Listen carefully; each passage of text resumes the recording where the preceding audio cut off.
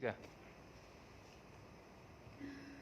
morning, my name is Caesarani and I am from University of Wijaya Kusuma, Surabaya. This house believes that there should be a minimum quota for the local workers that work in the foreign companies. In order for a country, in this case developing countries, to survive in economical sector, of course, they will expand their relationship with other countries. One of the ways is by permitting the foreign companies to operate in the developing countries. By looking at the fact in our beloved country in Indonesia, for example, if we buy tools or machines from other countries,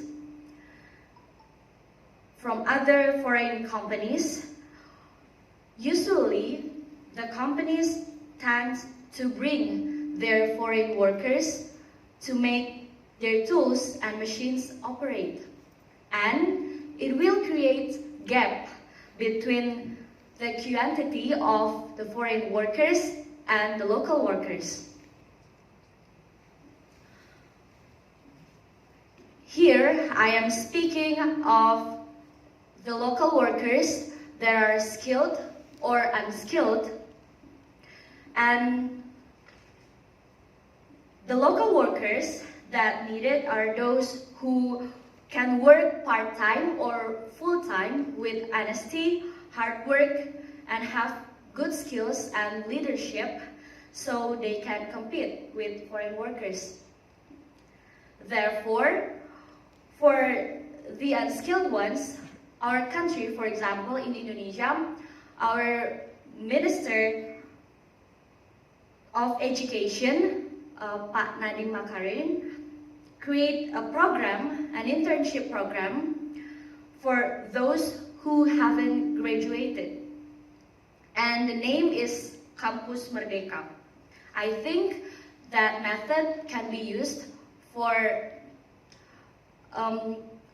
expanding the ability of our local workers, even before they haven't graduated. Back to the case, this condition is going to be hard for the local workers to compete if the foreign companies use their own human resources or foreign workers to work in the company. This is going to create economical loss for the developing country. By setting the quota for the local workers to work in the foreign companies, also provide more opportunity for the local workers. This also means that the governments of the developing countries can help the local workers to compete with the foreign workers. But they have to be careful and selective. They should not let the quota for the local workers taken by the foreign workers. For me, this is one of the best ways to do, because the ability of local workers are competitive with the foreign ones. The next reason, this is also the best way of transferring technology and knowledge. The example of knowledge is that the local workers can learn from the languages, the foreign languages, and the technology is like tools, methods to the human resources and make the local workers develop in the fields, of course. This also allows the developing countries grow to developed countries.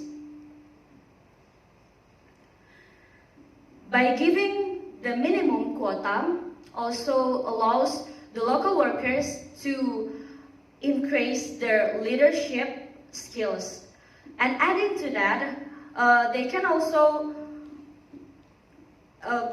expand their skills and with the hope to that someday these local workers can create their own company, which can absorb more employees from their own country.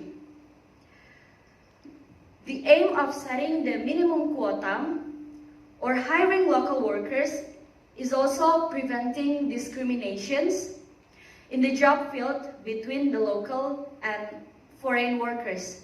And as the result, the percentage of developing countries to grow to developed countries will be higher, and I think it is a good thing for the developing countries.